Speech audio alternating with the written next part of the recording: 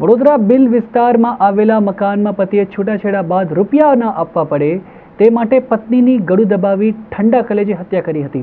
હવે બોડી ઘરમાં 11 દિવસ સુધી પડી રહેતા ડિકમ્પોઝ થઈ ગઈ હતી, જેથી હત્યારા પતિને અટલાદરા પોલીસે ઝડપી પાડી આગળની કાર્યવાહી હાથ ધરી છે. સુરતના બામણી ગામે રહેતા પિનલભાઈ ભૂપેન્દ્રભાઈ પટેલે પોલીસે ફરિયાદ નોંધાવી કે તેમના પિતાજી સાથે મમ્મી ભવ્યતાબેનના વર્ષ 2014માં છૂટાછેડા થઈ ગયા હતા. ત્યારે મમ્મીએ તે જ વર્ષના કેતન પ્રવીણભાઈ પટેલ સાથે લગ્ન કર્યા હતા. મમ્મી તેને તથા તેમની બહેનનો ફોન પર વાત કરી હતી કે તેઓ દાદા કુસુમબેનની એકની એક દીકરી હોય તો તેઓ 13 લાખ આપ્યા હતા. પિતાજીએ છૂટાછેડા આપ્યા ત્યારે પણ રૂપિયા તથા 30 થી 35 તોલા સોનું પણ આપ્યું હતું.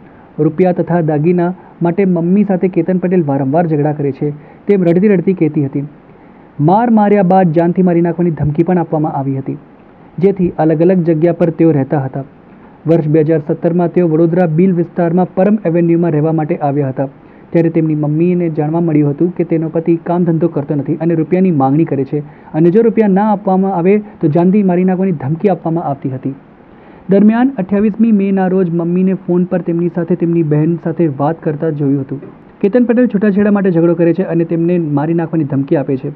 ત્યારબાદ તે તથા તેમની બહેનનો ફોન તેમની મમ્મીએ ઉપાડતા ન હતા. ઉપરાંત તેમની કાકાની દીકરી અમૃતાબેનનો ફોન પણ ઉપાડતા ન હતા, જેથી તેમની સાથે કાંઈ અજગતું લાગ્યું હોવાનું અટલાદરા પોલીસ ઇન્સ્પેક્ટર M.K. ગુર્જરના નંબર પર ફોન કરીને તેમના મમ્મી 2 દિવસથી ફોન રિસીવ કરતા નથી તેવું જાણવા મળ્યું હતું, જેથી ત્યાં પહોંચીને તપાસ કરવા જણાવ્યું હતું. જેથી અટલાદરા પોલીસે જણાવ્યું કે તેમની મમ્મીના ઘરેનું તાળું મારેલું છે અને અંદરથી દુર્ગંધ આવે છે, જેથી પોલીસે ફાયર બ્રિગેડને બોલાવી તાળું કાપી દરવાજો ખોલી જતા તેમની મમ્મી સોફા પર મરણ પામેલી હાલતમાં હતા.